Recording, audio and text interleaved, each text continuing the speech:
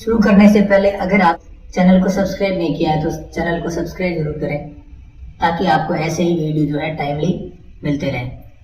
तो बिना देरी के शुरुआत करते हैं हम लोग हमारे वीडियो की। तो हमारा पहला प्रश्न है, हड़प्पा सभ्यता का सर्वाधिक मान्यता प्राप्त काल कौन सा है? सारे ऑप्शन पढ़ेंगे तो हो सकता है कुछ क्वेश्चंस के हम जो है सारे ऑप्शन पढ़ेंगे, बाकी सीधे आंसर देंगे, नहीं तो वीडियो काफी लंबा हो जाएगा और आपके लिए वो देखना काफी भारी पड़ सकता है। तो इसका सर्वाधिक मान्यता प्राप्त काल कौन सा है? तो वह 2500 लेकर 1750 ईसा पूर्व तक। तो इसका सही आंसर हो जाएगा 2500 से लेकर 1750 ईसा पूर्व तक। अगला क्वेश्चन हम लोग देखेंगे, सिंधु घाटी सभ्यता निम्नलिखित में से किस सभ्यता के समकालीन नहीं थी? सिंधु घाटी सभ्यता है, उसके समकालीन कौन कौन सी सभ्यताएं थी? तो हमने ये बताया था कि चीन की सभ्यता, मिस्र की सभ्यता और मेसोपोटामिया की सभ्यता जो है वो सिंधु घाटी सभ्यता के समकालीन थी। लेकिन इसमें एक ऑप्शन दे रखा है ग्रीक की सभ्यता, ये सिंधु घाटी सभ्यता के समकालीन नहीं थी। अगला क्वेश्चन हम लोग देखेंगे, सिंधु घाटी सभ्यता कहां तक विस्तृत थी? इसका विस्तार जो है वो सिंधु घाटी सभ्यता का कहां तक था? तो देशों के हिसाब से बोला जाए तो भारत, पाकिस्तान और अफगानिस्तान, इन 3 देशों में जो है इसका विस्तार था। और यहाँ पे ऑप्शन के हिसाब से देखें तो ऑप्शन नंबर डी इसका सही आंसर होगा। पंजाब, राजस्थान, गुजरात, उत्तर प्रदेश, हरियाणा, सिंध और बलूचिस्तान। अगले क्वेश्चन की ओर बढ़ते हैं, सिंधु घाटी सभ्यता में घोड़े के अवशेष जो है हमें कहां से मिले? सिंधु घाटी सभ्यता में हमें घोड़े के अवशेष कहां मिले? तो ये हमने पढ़ा था, घोड़े के अवशेष मिले हमें सुरकोटदा से, और सुरकोटदा कहां पे है? गुजरात में है। अगले क्वेश्चन को देखेंगे, सिंधु घाटी स्थल कालीबंगा किस प्रदेश में है? जो कालीबंगा है वो किस राज्य में स्थित है? तो कालीबंगा अर्थात काले रंग की चूड़ियां, और कालीबंगा से हमें जो है जुते हुए खेतों के जो है साक्ष्य मिले हैं, और मिट्टी के बर्तनों के भी साक्ष्य मिले हैं, और ये कहां पे है? राजस्थान में।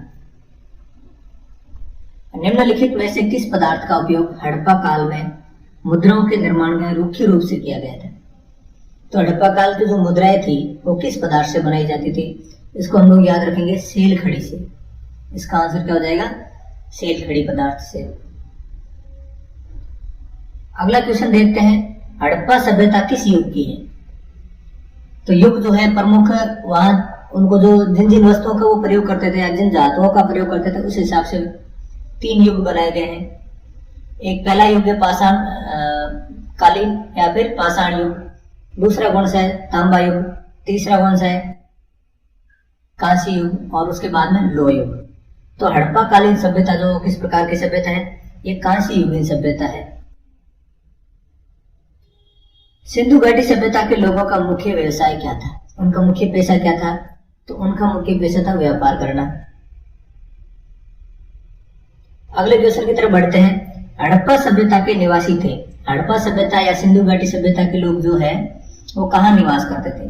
गांवों में, शहरों में, खानाबदोश में, या फिर जनजाति थे वो? तो इसका सही आंसर हो जाएगा शहरी। हड़प्पा सभ्यता जो है एक नगरीय सभ्यता है। सिंधु घाटी सभ्यता के घर किसके बनाए जाते थे? घर जो है वो किसके बनाए जाते थे? तो घर बनाए जाते थे ईंटों के। और ये भी क्वेश्चन पूछा जाता है कि जो नक्काशीदार ईंटें हैं उनके साक्ष्य हमें कहां से मिले हैं? तो उनके साक्ष्य हमको मिले हैं कालीबंगा से। हड़प्पा किस वस्तु के उत्पादन में सर्वप्रथम थे? ऐसी कौन सी वस्तु है जिसका सबसे पहली बाहरी उत्पादन जो है वो हड़प्पा वालों ने किया था? तो इसका सही आंसर हो जाएगा कपास। कपास का सर्वप्रथम उत्पादन जो है किसने किया था? हड़प्पा कालीन सभ्यता के लोगों ने।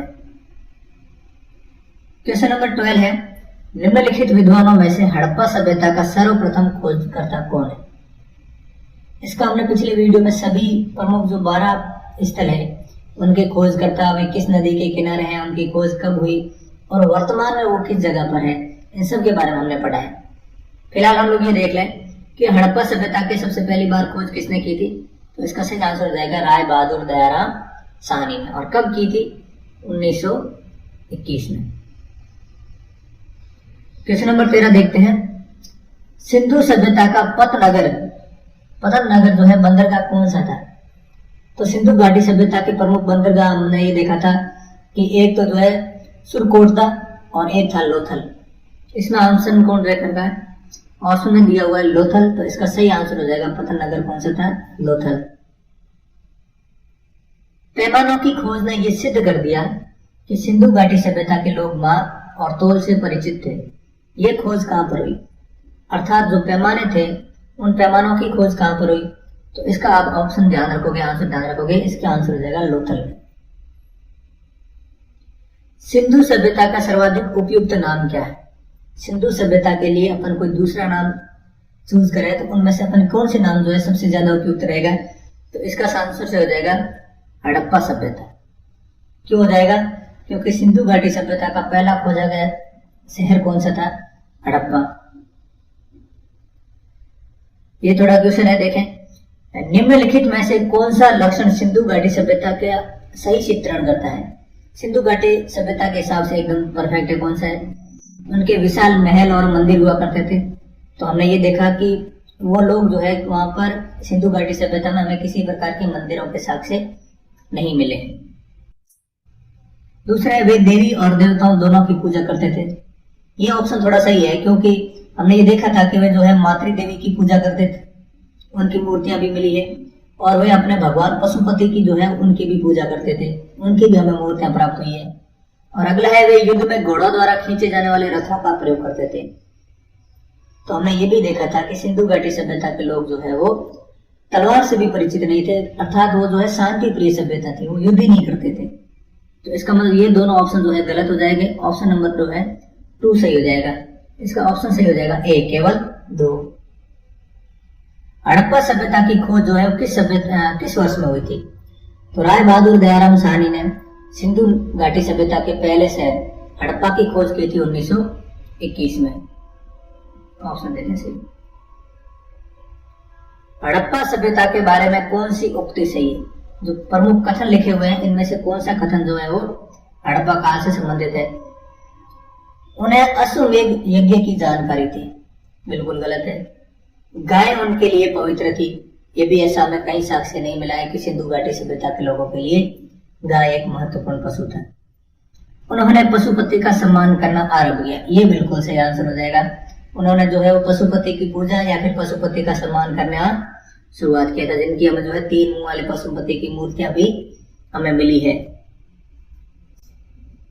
आगे हम लोग देखेंगे हड़प्पा के लोगों की सामाजिक पद्धति कैसी थी, मतलब उनका समाज किस प्रकार का था। तो उचित समतावादी, दास श्रमिक आधारित, वर्ण आधारित या जाति आधारित। तो इसका ऑप्शन सही हो जाएगा उचित समतावादी। वहां पर जो व्यक्ति था उसको जो है अपने काम के हिसाब से जाना जाता था, सभी के काम की जो है वैल्यू की जाती थी, सभी के कामों को जो है समान अवसर प्रदान किया जाता था। अगला क्वेश्चन देखते हैं, सिंध का नखलिस्तान बाग हड़प्पा सभ्यता के किस पुरा स्थल को कहा जाता है? सिंध का नखलिस्तान बाग हड़प्पा सभ्यता के किस पुरा स्थल को कहा जाता है? इसका सही आंसर हो जाएगा मोहनजोदड़ो को। अगला क्वेश्चन देखेंगे, हड़प्पा सभ्यता के संपूर्ण क्षेत्रफल का आकार किस प्रकार का था? हड़प्पा जो क्षेत्रफल था या हड़प्पा जो सभ्यता थी उसका पूरा आकार किस प्रकार से फैला हुआ था? तो इसका सही आंसर होगा त्रिभुजाकार। हड़प्पा का विस्तार क्षेत्रफल जो है वो त्रिभुजाकार आकृति में फैला हुआ था। निम्न में से कौन सा सम्मिलित नहीं है? यहाँ हड़प्पा कालीन कुछ नगर दिए गए हैं और वो किस नदी के किनारे थे वो दिए गए हैं। हड़प्पा रावी नदी के किनारे सही है। मोहनजोदड़ो सिंधु नदी के किनारे, ये भी बिल्कुल सही है। लोथल भोगवा नदी के किनारे सही है। कालीबंगा जो है वो सिंधु नदी के किनारे गलत हो जाएगा, कालीबंगा जो है वो घग्गर नदी के किनारे है। तो इसका ऑप्शन नंबर डी हो जाएगा सही। हड़प्पा सभ्यता के अंतर्गत हल से जोते गए खेत का साक्ष्य कहां से मिला है? जुते हुए खेतों के साक्ष्य हमें कहां से मिले हैं? कालीबंगा राजस्थान से। सिंधु घाटी सभ्यता की ईंटों का अलंकरण किस राज्य के स्थान कहां से मिले हमें? तो नक्काशीदार ईंटें या ईंटों के अलंकरण के साक्ष्य हमें कहां से मिले हैं? इसका भी ऑप्शन नंबर ए सही हो जाएगा, कालीबंगा से।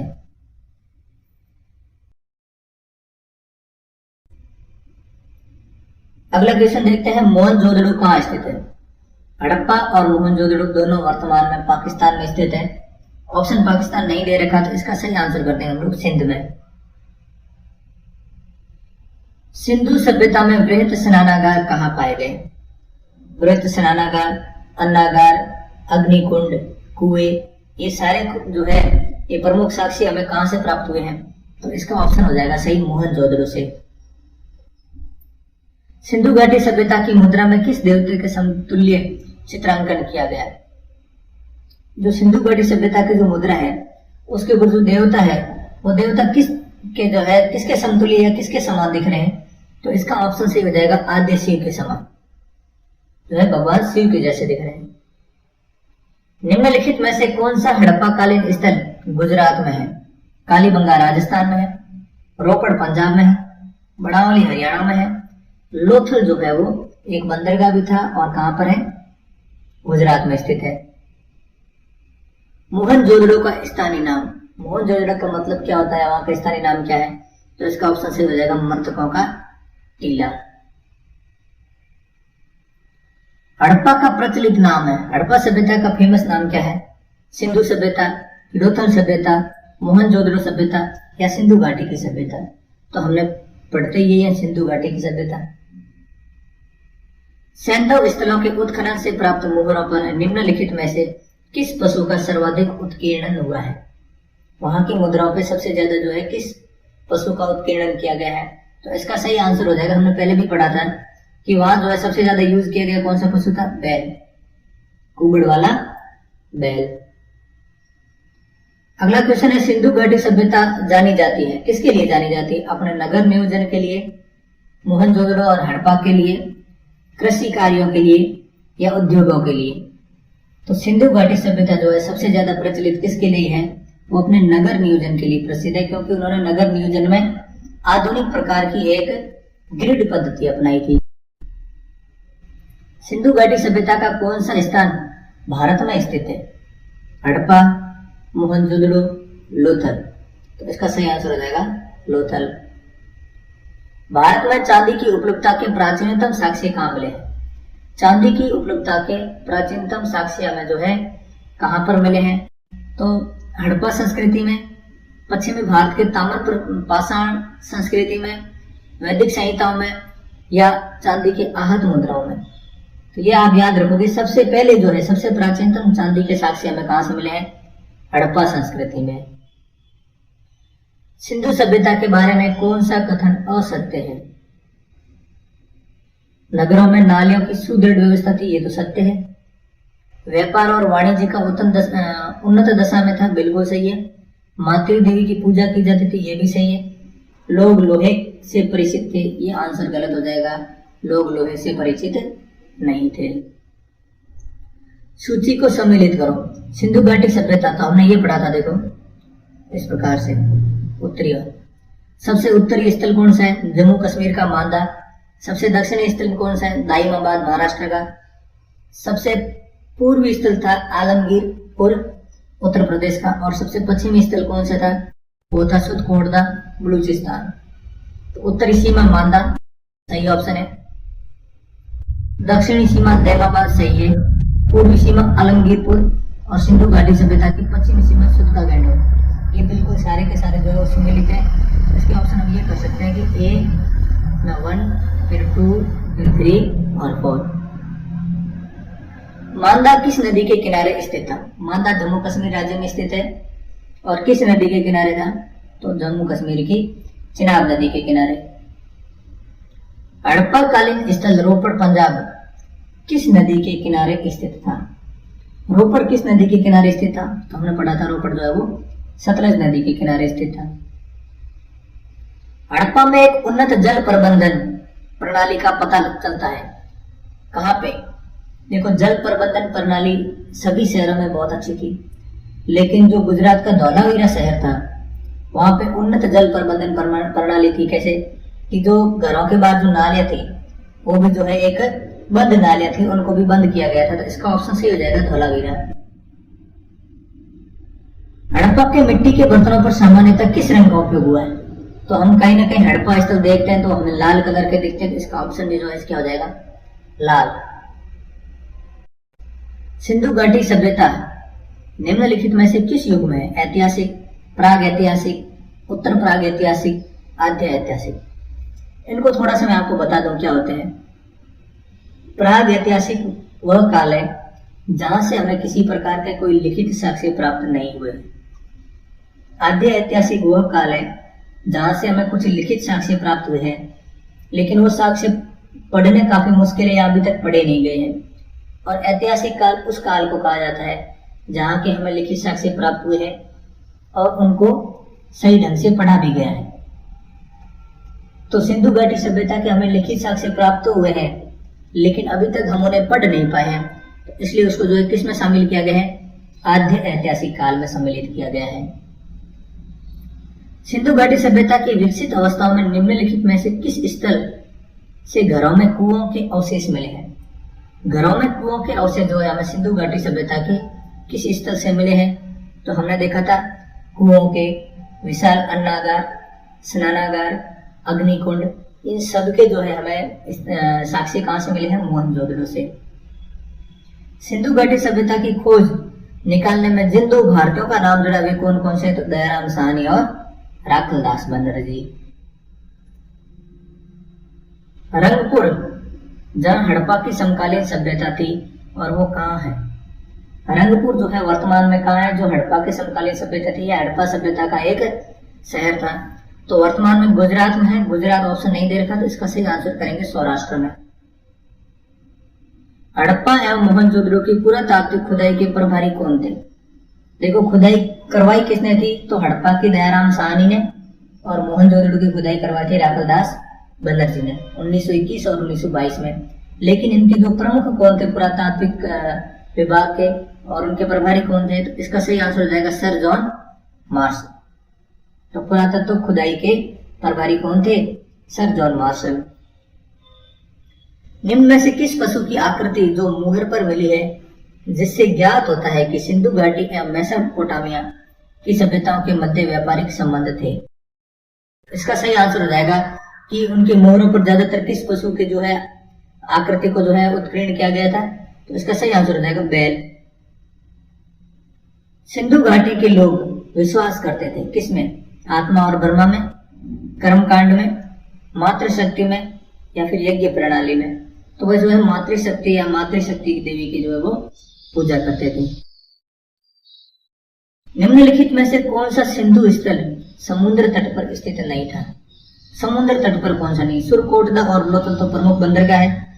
पाकिस्तान में स्थित बालाकोट जो है एक समुद्र तट के ऊपर स्थित था, लेकिन कोट जो है वो सिंध पाकिस्तान में स्थित है, ये समुद्र तट पर स्थित नहीं था। निम्नलिखित में से कौन मोहनजोदड़ो की सबसे बड़ी इमारत मानी जाती है? तो सारी मोहनजोदड़ो की इमारत है, लेकिन सबसे बड़ी इमारत की बात की जाए, पूरी सिंधु घाटी सभ्यता की सबसे बड़ी इमारत की बात की जाए, तो इसका सही आंसर हो जाएगा विशाल अन्नागार। हड़प्पा कालीन लोगों ने नगरों में घरों के विन्यास के लिए कौन सी पद्धति अपनाई थी? तो ये तो सबसे फेमस है, इसी के लिए जो है हड़प्पा सभ्यता को जो है इतना प्रचलन हुआ या फिर इतना उसको माना जाता है। तो इसका सही आंसर हो जाएगा ग्रिड पद्धति। अगला है सुमेलित करने हमको लोथल। लोथल से हमें क्या प्राप्त हुआ है? लोथल एक प्रकार का बंदरगाह था। बंदरगाह को जो है गोदीवाड़ा या डकयार्ड कहा जाता था। इसका ऑप्शन जो है ये हो जाएगा।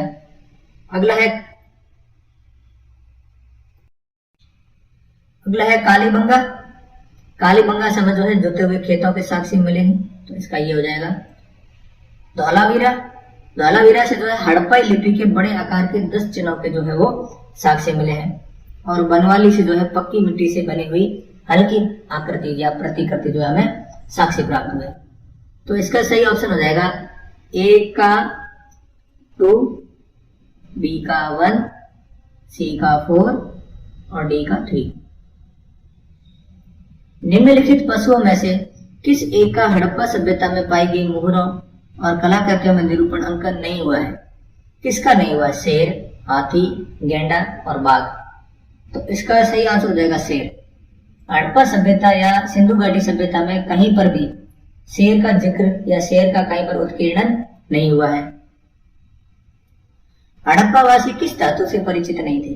वो लोहे से परिचित नहीं थे, बल्कि कांसा तो मिश्र धातु हो गई, टिन हो गया, पीतल, चांदी, सोना, इन सब से वो परिचित थे। लेकिन वो किससे परिचित नहीं थे? लोहे से। निम्नलिखित में से किस स्थल से युगल समाधान या द्विशव संस्कार प्रमाण मिला है? युगल समाधान बोले तो हमने ये पढ़ा था कि जो शव होते थे तो शवों को गाड़ने और जलाने दोनों की प्रथाएं थी, लेकिन एक ऐसी भी जगह थी जहां पर हमें युगल समाधान मतलब स्त्री और पुरुष दोनों के साथ में शव के जो है उनके साक्षी मिले हैं। तो ये जगह कौन सी थी? ये गुजरात का लोथल था। कपास का उत्पादन सर्वप्रथम सिंधु क्षेत्र में हुआ, जिसे ग्रीक यूनान किस लोग के नाम से जानते थे या किस नाम से जानते हैं? तो ग्रीक और यूनानी लोग जो है जो सिंधु घाटी सभ्यता में जो कपास का उत्पादन होता था उसको किस नाम से जानते थे? तो इसका सही आंसर हो जाएगा सिंडन। अगला है हड़प्पा के काल का तांबे का रथ किस स्थान से प्राप्त हुआ? हड़प्पा समय का जो तांबे का रथ है वो हमें किस स्थान से प्राप्त हुआ? तो इसका सही आंसर हो जाएगा दैमाबाद, महाराष्ट्र से। हड़प्पावासी किन किन धातुओं का आयात करते थे? चांदी, टिन और सोना। तो इसका सही आंसर हो जाएगा तीनों, चांदी, टिन और सोना, इन तीनों का ही वो जो है आयात करते थे। हड़प्पावासी लाजवर्द अर्थात भवन निर्माण की सामग्री का आयात कहां से करते थे? हिंदुकुश क्षेत्र के बदख्शां से, ईरान से, दक्षिणी भारत से, बलूचिस्तान से। तो इसका सही आंसर हो जाएगा ऑप्शन नंबर ए, हिंदुकुश क्षेत्र के बदख्शां से। अफगानिस्तान स्थित सिंधु सभ्यता के संबंधित स्थल है। सिंधु घाटी सभ्यता का कौन सा स्थल जो है वो अफगानिस्तान में है? तो मुंडीगाह और सुरतोगोई। मुंडीगाह और सुरतोगोई याद रखेंगे। कौन सा स्थल अफगानिस्तान में नहीं है ऐसा पूछा जा सकता है, या कौन सा स्थल अफगानिस्तान में है कौन सा भारत में नहीं है। तो मुंडीगाह और सुरतोगोई जो दोनों कहां पे हैं? अफगानिस्तान में स्थित है। अगला क्वेश्चन देखते हैं, कौन से नगर सिंधु सभ्यता के बंदरगाह नगर थे? बंदरगाह अर्थात पतनगर कौन से थे? लोथर, सुतकागेडोर, कुंतासी, अल्हादीनो, बालाकोट। ये सारे शहर ऐसे थे जो समुद्र तट पर स्थित है, यानी बंदरगाह के रूप में जाने जाते हैं। तो इसका सही आंसर हो जाएगा इनमें से सभी। लेकिन जो भारत में स्थित सबसे प्रमुख बंदरगाह कौन कौन से थे? तो वो थे लोथल और सुरकोटदा। मोहनजोदड़ो से प्राप्त पशुपति शिव या आद्य शिव की मुहर में किन किन जानवरों का अंकन हुआ है? व्याघ्र एवं हाथी मतलब बाघ और हाथी सही है, गेंडा और भैंसा सही है, हिरण। इसका सही आंसर हो जाएगा इनमें से सभी। जो पुरानी मुद्राएं थी उनमें किन किन जानवरों का अंकन किया गया? सभी जानवरों का, शेर का नहीं किया गया, आप ध्यान रखेंगे। किस हड़प्पा कालीन स्थल से नृत्य मुद्रा वाली स्त्री की कांस्य मूर्ति प्राप्त हुई? नृत्य करती हुई बालिका या नृत्य करती हुई महिला की जो है कांस्य की मूर्ति हमें कहां से प्राप्त हुई है? तो इसका भी सही आंसर क्या होगा? मोहनजोदड़ो। किस हड़प्पाकालीन स्थल से पुजारी की प्रस्तर मूर्ति प्राप्त हुई है? कहां से जो है, प्रस्तर का मतलब हो गया पत्थर, और पत्थर की मूर्ति हमें जो पुजारी की कहां से मिली है? तो इसका सही आंसर हो जाएगा हड़प्पा से। अगला क्वेश्चन देखते हैं, किस सिंधुकालीन स्थल से एक ईंट पर बिल्ली का पीछा करते हुए कुत्ते के पंजों के निशान मिले? ऐसी कौन सी जगह है, ऐसा किस स्थल पे जो है वो बिल्ली का पीछा करते हुए कुत्ते के पंजों के निशान के जो हमें साक्षी मिले हैं? तो इसका सही आंसर हो जाएगा चनमुदड़ो। अगले क्वेश्चन को देखते हैं, किस हड़प्पा कालीन स्थल से प्राप्त जार पर चोंच में मछली दबाई चिड़िया और पेड़ के नीचे खड़ी लोमड़ी का चित्रांकन मिलता है, जो पंचतंत्र में लोमड़ी की कहानी के सादृश्य है, उसके समान है? तो कहां पर चोंच में मछली दबाई चिड़िया और पेड़ के नीचे खड़ी मछली के जो हमें साक्षी कहां से मिलते हैं? तो इसका सही आंसर हो जाएगा लोथल से। ये कुछ पॉइंट है जो आपको याद करने पड़ेंगे। अगला क्वेश्चन है, स्वतंत्रता के बाद भारत में सबसे अधिक संख्या में हड़प्पा युगीन स्थलों की खोज कहां पर हुई? तो स्वतंत्रता के बाद भारत में सर्वाधिक जो है सिंधु घाटी सभ्यता के समय की स्थलों की खोज जो है वो गुजरात में हुई है। नेक्स्ट क्वेश्चन है, निम्नलिखित में से कौन सी फसल हड़प्पा कालीन लोगों का मुख्य खाद्यान्न नहीं था? वो फसल हो तो सकती थी लेकिन उनका मेन जो है मुख्य फूड या मुख्य खाद्यान्न नहीं था। जौ, दालें, चावल और गेहूं। इसका सही आंसर हो जाएगा चावल। कुछ कुछ स्थानों पर जो है हमें जैसे लोथल और रंगपुर से तो हमें जो है चावल के साक्ष्य मिले हैं, लेकिन ये चावल जो है वो हड़प्पा कालीन सभ्यता के लोगों का मुख्य भोजन नहीं था। अगला क्वेश्चन है, कथन और कारण दे रखे हैं, एसेशन और रीजन। हड़प्पा तथा मोहनजोदड़ो अब विलुप्त हो गए हैं, ठीक है, हो गए हैं। कारण क्या है? वे उत्खनन के दौरान प्रकट हुए थे, वे थे ही नहीं। इसका कारण क्या? ये सही है कि उनको जब खुदाई की गई थी तभी प्रकट हुए थे, वे तो वास्तव में जो है प्रेजेंट समय में या वर्तमान समय में थे ही नहीं। तो इसका आंसर हो जाएगा ए। कथन भी सही है, कारण भी सही है, और कारण जो है कथन की पुष्टि भी करता है या फिर स्पष्टीकरण करता है। सिंधु घाटी सभ्यता के संदर्भ में निम्नलिखित कथनों पर विचार करो। कथन क्या है? यह प्रमुखतः लौकिक सभ्यता थी तथा उसमें धार्मिक तत्व यद्यपि उपस्थित था लेकिन वर्चस्व नहीं था। धार्मिक तत्व प्रेजेंट तो था लेकिन किसी भी धर्म का जो है वर्चस्व नहीं था। ये बिल्कुल कथन सही है। लोगों, इससे हमें जो है मातृशक्ति की या मातृ देवी की और पशुपतिनाथ की मूर्ति मिलती है, तो इससे हमें यह पता चलता है कि वे लोग धार्मिक अनुष्ठान तो क्या करते थे, वो किसी न किसी धर्म को मानते थे, लेकिन किस धर्म को मानते थे ये हमें पता नहीं चला है। उस काल में भारत में कपास के वस्त्र बनाए जाते थे, ये भी सही है, क्योंकि कपास का उत्पादन ही सर्वप्रथम किसने किया था? हड़प्पा कालीन लोगों ने या सिंधु घाटी सभ्यता के लोगों ने ही किया था। तो इसका आंसर हो जाएगा ए और बी दोनों। ए कथन और पहला और दूसरा दोनों सही है। अब हमें सम्मिलित करना है। सम्मिलित की गई सूचियों को, मांडा जो है वो कहाँ पे है? मांडा जो है वो जम्मू कश्मीर में है, दाइमाबाद महाराष्ट्र में है, कालीबंगा राजस्थान में है, और राखी गढ़ी जो है वो हरियाणा में है। दोस्तों, एक हम ऐसा वीडियो बनाएंगे जिसमें कहीं ना कहीं आपको बहुत जगह, 2-3 जगह में आपको ये ढूंढना पड़ता है कि कौन सा शहर जो है किस राज्य में स्थित है, तो इसका, और दूसरा ये कि किस स्थल से किस सामग्री के साक्ष्य प्राप्त हुए हैं इनका। अगला क्वेश्चन हम लोग देखते हैं, हड़प्पा कालीन स्थलों में अभी तक किस धातु की प्राप्ति नहीं हुई? सिंधु घाटी सभ्यता या फिर हड़प्पा कालीन सभ्यता में जो है किस धातु की अभी तक प्राप्ति नहीं हुई है? तो इसका आंसर क्या हो जाएगा? लोहा। अगला क्वेश्चन है, किस पशु के अवशेष सिंधु घाटी सभ्यता में प्राप्त नहीं हुए? तो सिंधु घाटी सभ्यता में हमें किस पशु के जो है कहीं पर भी साक्ष्य या अवशेष नहीं मिले हैं, तो इसका सही आंसर क्या हो जाएगा? ऑप्शन नंबर ए, शेर। चंद्रोदड़ों के उत्खनन का निर्देशन किया था। चंद्रोदड़ों का जो उत्खनन हुआ था या फिर उसको जो खोदा गया था, तो उसका जो है उसका निर्देशन किसने किया था? उसका निर्देशन किया था J.H. मैके ने, अर्थात जॉन हेनरी मैके ने किया था। पुरातात्विक साक्ष्यों को पढ़ेंगे कि किस स्तर से कौन सा पुरातात्विक साक्ष्य हमें प्राप्त हुआ है, जो कई बार बहुत से एग्जाम्स में जो है क्वेश्चंस पूछे गए हैं। शुरू करने से पहले आपसे ये अनुरोध है कि अगर आपने अपने इस चैनल को सब्सक्राइब नहीं किया है तो कृपया उसको सब्सक्राइब कर दें, ताकि आपको ऐसे ही इंफॉर्मेटिव वीडियोस प्राप्त होते रहें। तो शुरुआत करते हैं हम लोग हमारे पहले क्वेश्चन से। सिंधु घाटी सभ्यता के किस स्तर से 3 स्तर वाली बस्तियों के साक्ष्य प्राप्त हुए हैं? तो पहला प्रश्न है, सिंधु घाटी सभ्यता के किस स्तर से हमें जो है 3 स्तर वाली बस्तियां प्राप्त हुई है? क्वेश्चन के मैं समझाते चलूंगा कि 2 स्तर होते थे बस्तियों के, एक तो ऊपरी स्तर था, एक निम्न स्तर था। जो कुलीन या फिर जो राजा लोग थे वो ऊपरी स्तर में रहते थे, और जो प्रजा थी वो निचले स्तर में निवास करती थी। लेकिन धौलावीरा ऐसा शहर था जहाँ पे 3 स्तर वाली बस्तियों के भी साक्ष्य प्राप्त हुए हैं।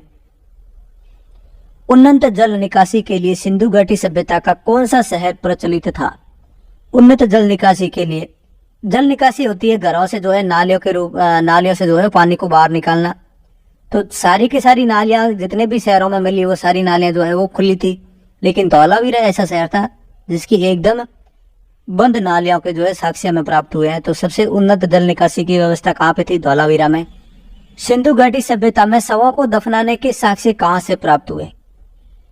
तो शवों को दफनाने के साक्ष्य जो है हमें कहाँ से प्राप्त हुए हैं?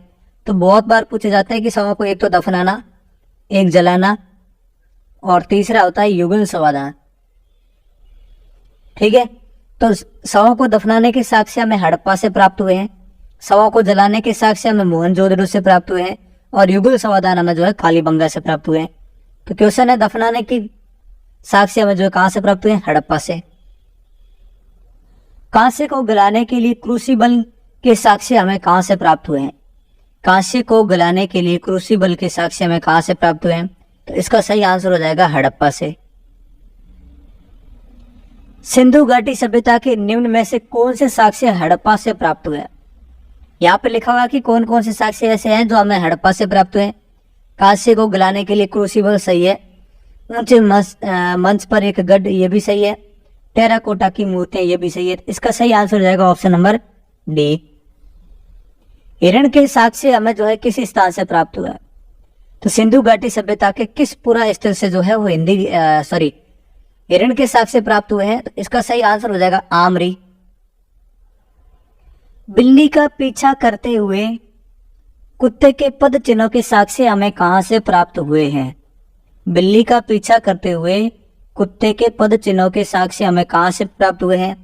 ऑप्शन सरकोटरा, आलमगीरपुर, हड़प्पा, चनहुदड़ो। तो इसका सही आंसर हो जाएगा चनहुदड़ो। घोड़े की हड्डियों के जीवाश्म सिंधु घाटी सभ्यता के किस स्थान से प्राप्त हुए हैं?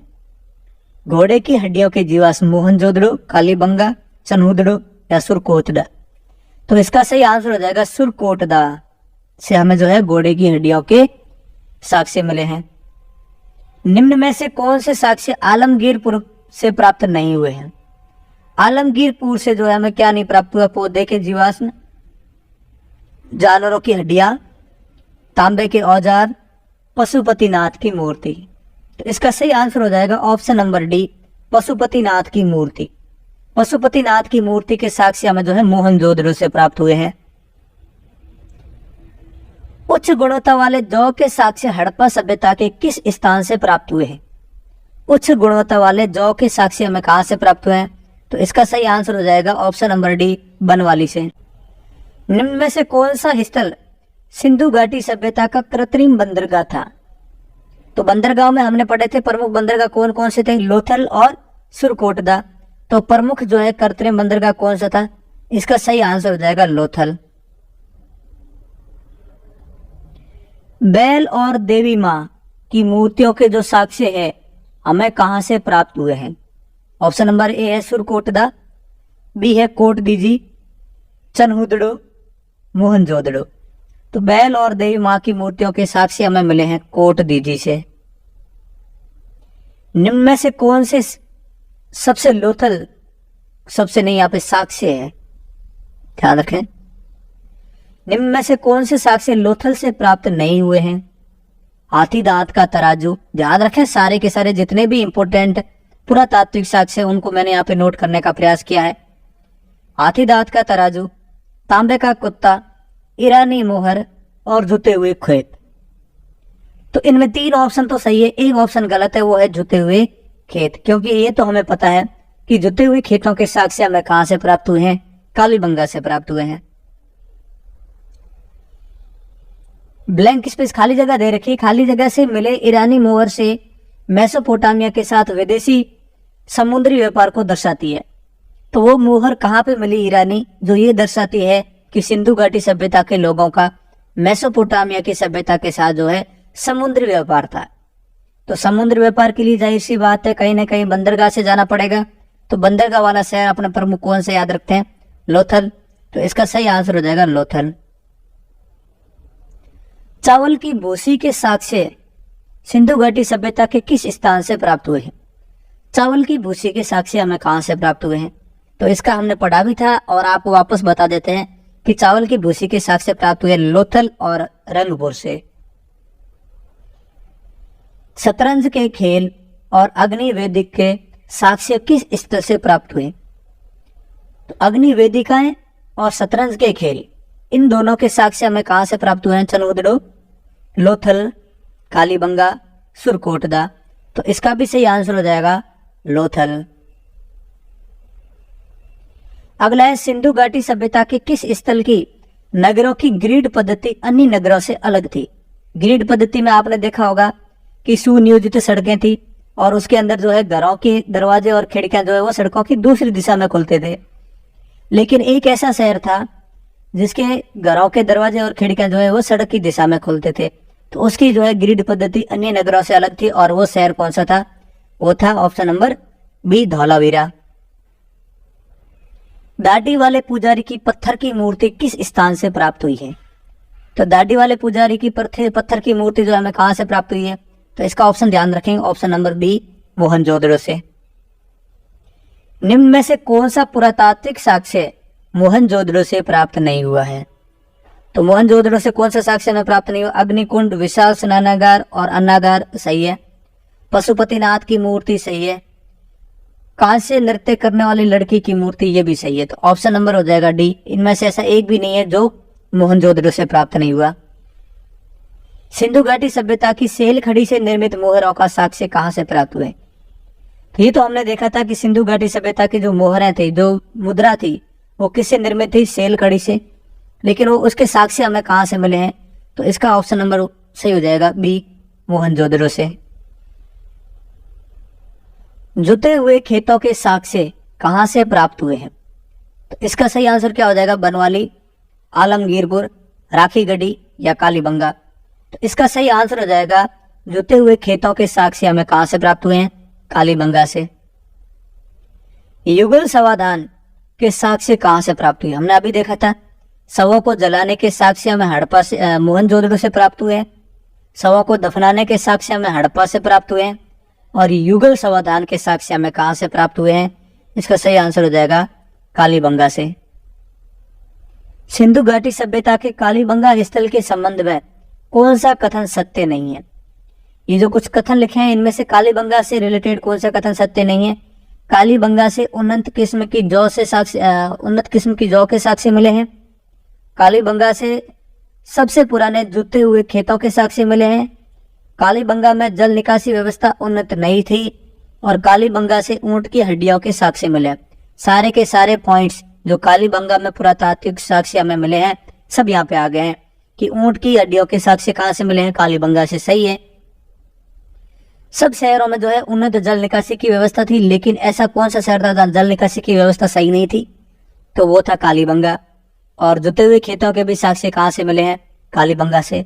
लेकिन कालीबंगा से उन्नत किस्म की जौ के साक्ष्य नहीं मिले हैं, क्योंकि जौ के साक्ष्य हमें कहां से प्राप्त हुए हैं? वो हमें हुए हैं बनवाली से। अगला क्वेश्चन है, सिंधु घाटी सभ्यता की किस पूरा स्थल में जल निकासी की व्यवस्था नहीं थी? तो ये हमने अभी बात कर ली, बनवाली, आलमगीरपुर, राखीगढ़ी या कालीबंगा।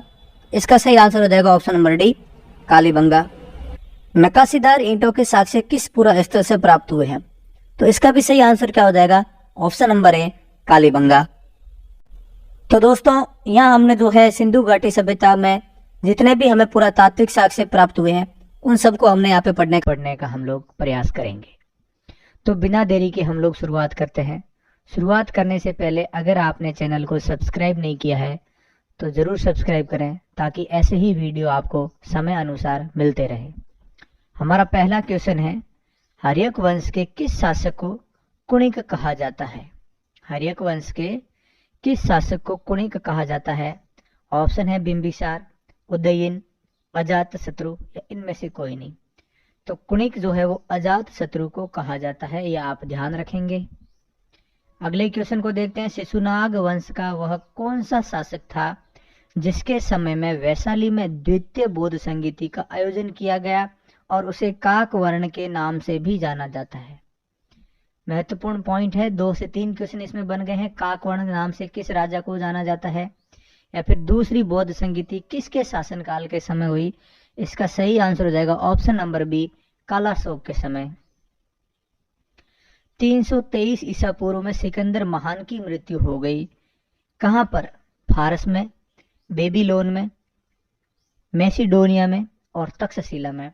तो इसका सही आंसर हो जाएगा सिकंदर महान की मृत्यु बेबीलोन में हुई थी। सिकंदर महान एवं पोरस की सेनाओं ने निम्नलिखित में से किस नदी के आमने सामने तटों पर पड़ाव डाला हुआ था? यानी कि सिकंदर महान जब भारत आया था उस समय उसकी लड़ाई पौरु के राजा पोरस से हुई थी, और उन दोनों ने जो है किस नदी के तट पर लड़ाई की थी, ये है इस क्वेश्चन का मेन मतलब। तो इसका सही आंसर हो जाएगा झेलम। झेलम नदी को उस समय वितिस्ता भी कहा जाता था। और उस युद्ध का नाम भी याद रखेंगे जो सिकंदर और पोरस के बीच में हुआ था, उसका नाम था हाइडे स्पीड का युद्ध। किस प्रकार का मृदभांड यानी पोल्ट्री भारत में द्वितीय नगरीकरण या शहरीकरण के प्रतीक प्रारंभ का प्रतीक माना जाता है? तो भारत में द्वितीय नगरीकरण, पहला नगरीकरण तो अपने को पता है सिंधु घाटी सभ्यता को कहते हैं। दूसरे नगरीकरण का प्रतीक किस प्रकार के मृद भांडों को कहा जाता है या माना जाता है? तो इसका सही आंसर हो जाएगा ऑप्शन नंबर सी, उत्तरी काले पॉलिष्कृत बर्तनों। अगला क्वेश्चन है, पाली ग्रंथों में गांव की मुखिया को क्या कहा जाता था? बौद्ध धर्म की जो भाषा थी वो पाली थी, और पाली जितने भी ग्रंथ थे उनमें जो गांव का मुखिया होता था उस गांव के मुखिया को कहा जाता था भोजक, या उसको ग्राम भोजक कहा जाता था। उज्जैन का प्राचीन नाम क्या था?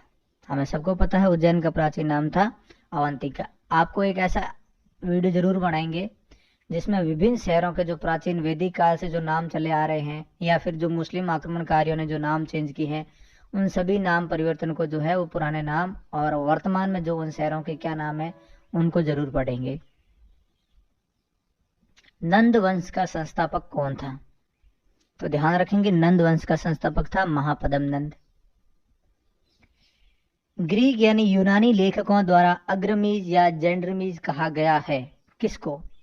ग्रीक या यूनानी राजाओं ने जो है या लेखकों ने किसको अग्रमीज या जेंड्रमीज कहा है? तो आपको पता होगा जैसे ही भारत के जो राजा थे उनके नाम ग्रीक भाषा में उन्होंने प्रोनाउंसिएट करके कुछ अलग कर दिए, जैसे ही हमने भी जैसे अलेक्जेंडर है अलेक्जेंडर का नाम सिकंदर कर दिया है, वैसे ही अग्रमीज किसका नाम कर दिया गया था यूनानी लेखकों ने? तो इसका सही आंसर हो जाएगा ऑप्शन नंबर डी, घनानंद को। प्राचीन भारत में पहला विदेशी आक्रमण किसके द्वारा किया गया? ध्यान रखेंगे ये भी कि पहली बार भारत पर आक्रमण जो है किस विदेशी शासकों ने किया था? तो वो ईरानियों ने किया था। दूसरी बार जो है वो यूनानियों ने किया था। तो इसका पहला आंसर हो जाएगा जो है ऑप्शन नंबर ए, ईरानियों द्वारा। और प्राचीन भारत में दूसरा विदेशी आक्रमण, पहला विदेशी आक्रमण किसके द्वारा किया गया? दूसरा विदेशी आक्रमण और पहला यूरोपीय आक्रमण, तो दोनों ही पॉइंट ध्यान रखें कि यूरोपीय आक्रमण की बात की जाए तो पहला यूरोपीय आक्रमणकारी था सिकंदर, तो इसका सही आंसर हो जाएगा यूनानी। और दूसरा ये विदेशी आक्रमणकारी भी था क्योंकि पहले विदेशी आक्रमणकारी थे ईरानी। ईरान के हकमनी वंश के शासक ने भारतीय भूभाग को जीतने के बाद उसे फारस साम्राज्य का 20वां प्रांत बनाया। भारत को जीतने के बाद उसने जो है वो फारस का जो है वो एक प्रांत बना दिया, 20वां प्रांत। ये सब काम किस राजा ने किया था? तो इसका सही आंसर हो जाएगा ऑप्शन नंबर बी, डेरियस या दरिया बाहु ने। हाइडेस्पीड जो अभी हमने बात की या वितिस्ता का युद्ध किन किन शासकों के बीच हुआ? तो हाइडेस्पीड का युद्ध जो 326 ईसा पूर्व में हुआ था वो हुआ था सिकंदर और पोरस के मध्य। ऑप्शन नंबर ए इसका सही आंसर हो जाएगा। सिकंदर ने भारत पर आक्रमण कब किया? तो ये पिछला वाला क्वेश्चन ही है, थोड़ा सा वापस दे दिया, 326 ईसा पूर्व में। तो ऑप्शन नंबर ए इसका सही आंसर हो जाएगा 326 बीसी में। मगध की प्रथम राजधानी कौन सी थी? तो मगध की कई सारी राजधानियां रही है, राजगृह है, ठीक है, ग्रीवरेज भी जिसको बोलते हैं, पाटलिपुत्र है, बहुत सी। तो मगध की प्रथम राजधानी कौन सी रही है? तो इसका आंसर हो जाएगा ग्रीवरेज या राजगृह। किस शासक द्वारा सर्वप्रथम पाटलिपुत्र का राजधानी के रूप में चयन किया गया? मगध की राजधानी पाटलिपुत्र सर्वप्रथम किस शासक ने बनाई? तो इसका सही आंसर हो जाएगा ऑप्शन नंबर सी, उदयन द्वारा। 16 महाजनपदों की सूची उपलब्ध है। इसके स्रोत हमने जो थ्योरी सेक्शन पढ़ा था महाजनपद काल का उसमें देखा है, बहुत से हमें स्रोत मिले जिनमें हमें ये पता चला है कि 16 महाजनपद थे। मुख्य इसका जो स्रोत है वो है बौद्ध धर्म का एक अंगुत्तर निकाय। तो इसका सही आंसर हो जाएगा ऑप्शन नंबर बी, अंगुत्तर निकाय में।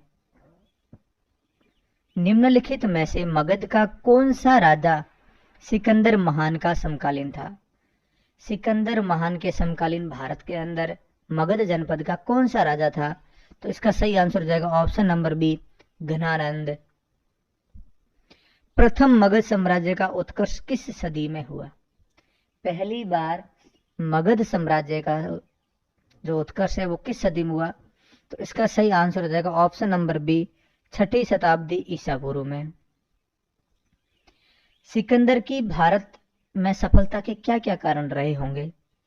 भारत में कोई केंद्रीय सत्ता नहीं थी, उसकी सेना श्रेष्ठ प्रकार की थी, उसे देशद्रोही भारतीय शासकों का सहयोग मिला और वह एक अच्छा प्रशासक था।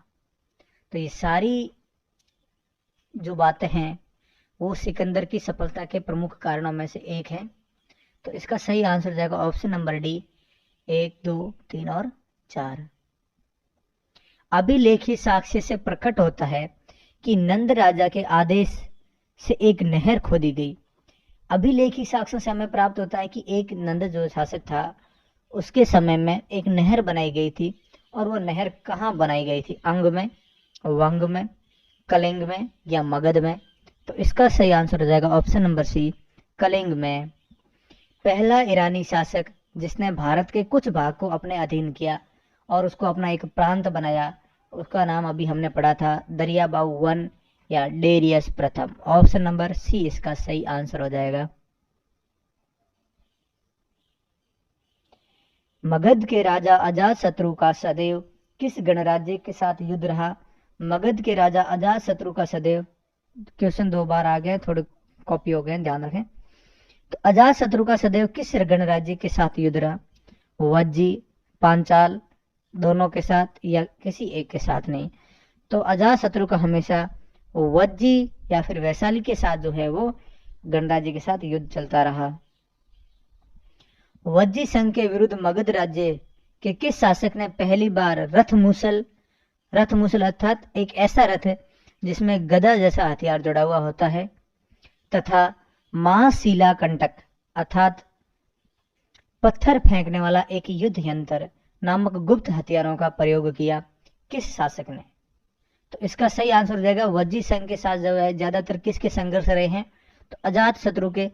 तो अजातशत्रु ही इसका सही आंसर हो जाएगा। नंद वंश का अंतिम सम्राट कौन था? तो नंद वंश का प्रथम सम्राट की बात करें तो हम कहते हैं महापद्म नंद, जिसने नंद वंश की शुरुआत की थी। और अंतिम शासक की बात करें तो इसका सही आंसर हो जाएगा option number B, Ghananand. Bharat में सिक्कों या मुद्रा का प्रचलन कब हुआ? अशोक के काल में, कनिष्क के काल में, 600 BC या 300 BC? इसका सही आंसर हो जाएगा सिक्कों की शुरुआत हुई थी 600 BC में। निम्न राजाओं पर विचार कीजिए, अजातशत्रु, बिंदुसार और प्रसेनजित। इसमें क्या विचार करना है कि इनमें से कौन बुद्ध के समकालीन थे? तो बुद्ध के समकालीन थे अजातशत्रु और प्रसेनजित। तो इसका सही आंसर हो गया ऑप्शन नंबर सी, 1 और 3। 6ठी शताब्दी ईसा पूर्व के दौरान बड़े राज्यों के उदय का मुख्य कारण क्या था? उत्तर और बिहार में व्यापक लोहे का उपयोग, जनजाति समाज में अधिक व्यवस्थित और जीवन मार्ग का प्रशस्त, व्यापारण और वाणिज्य का उल्लेखनीय विस्तार, या इनमें से कोई नहीं? तो बड़े व्यापक कारण में इस साम्राज्य के उदय का मुख्य कारण यही था कि उत्तर प्रदेश और बिहार का जो क्षेत्र है उसमें व्यापक तरीके से लोहे का उपयोग किया जाने लगा, इससे हथियार भी निर्मित होने लगे और बड़े बड़े साम्राज्य जो है एक दूसरे को जीतने के लिए वहां पे युद्ध भी होने लगे। मगध सम्राट बिंबिसार ने अपने राजवेद जीवक को किस राजा की चिकित्सा के लिए भेजा? जीवक जो चिकित्सक थे किसके दरबार में? बिंबिसार के। बिंबिसार हर्यक वंश के संस्थापक भी कहे जाते हैं। उन्होंने किसकी चिकित्सा के लिए जो है अपने जीवक चिकित्सक को जो है भेजा था? तो किस राजा के? तो इसका सही आंसर हो जाएगा ऑप्शन नंबर सी, अवंती के राजा के। किस शासक ने अवंती को जीतकर मगध का हिस्सा बना लिया? अवंती को जीतकर मगध साम्राज्य का हिस्सा किसने बनाया? तो इसका सही आंसर हो जाएगा ऑप्शन नंबर सी, शिशुनाग ने। किस मगध सम्राट ने अंग का विलय अपने राज्य में ही कर लिया? अंग भी एक महाजनपद था। मगध में अंग का विलय किसने किया?